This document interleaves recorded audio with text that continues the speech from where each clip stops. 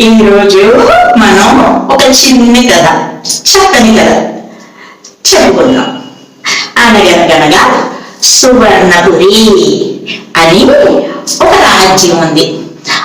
ఆ రాజ్యాన్ని వెళ్ళే రాజుగారు గొప్ప వినోద ప్రియుడు. హాస్యం అంటే ఆయనకి చాలా ఇష్టం.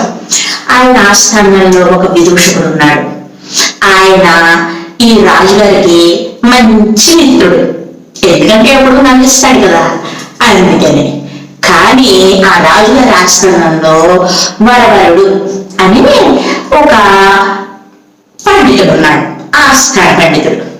కానీ ఆయనకి ఈ విదూషకుడు అంటే నచ్చేది కాదు.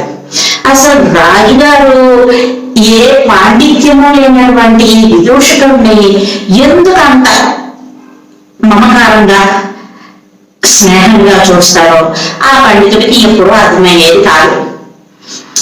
ఒక రోజు రాజు రాజ్యసభ నిర్వహిస్తూ సరదాగా ఎవరు మంచి అబద్ధం చెప్తారో వాళ్ళకి ఈ రోజు మంచి బహుమతి ఇస్తారని చెప్పారు. మరి ఎవరు మంచి అబద్ధం చెప్తారో నిర్ణయించడానికి ఈ విదూషకుడిని నియమించారు.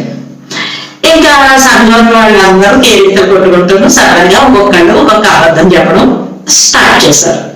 ఒకళ్ళేమో తెల్లకాకులు మాట్లాడతాయన్నారు, ఇంకొకళ్ళేమో ఇదే గుర్రాలు ఉంటాయి మేము చూసాం అన్నారు.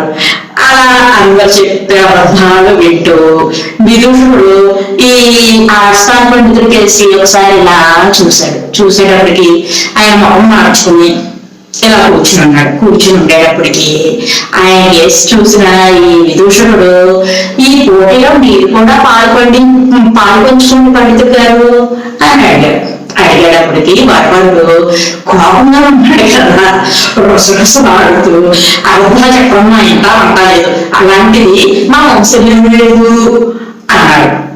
అంతే విదూషకుడు నవ్వుతూ రాజుగారి వైపు తిరిగి, మహారాజా ఆ బొమ్మను మన ఆస్థాన పండితులు గారికి ఇవ్వండి అని అన్నాడు. ఆయన సభలో వాళ్ళందరూ కూడా పక్కన నవ్వేశారు. నవ్వు ఒక యోగం, నవ్వు ఒక భోగం, నవ్వకపోతే అదొక రోగం. అందుకని నవ్వుతూ అందరినీ నవ్విస్తూ కాలం గడుపుకుందామా, ఆరోగ్యంగా ఉందామా. Bye bye friends.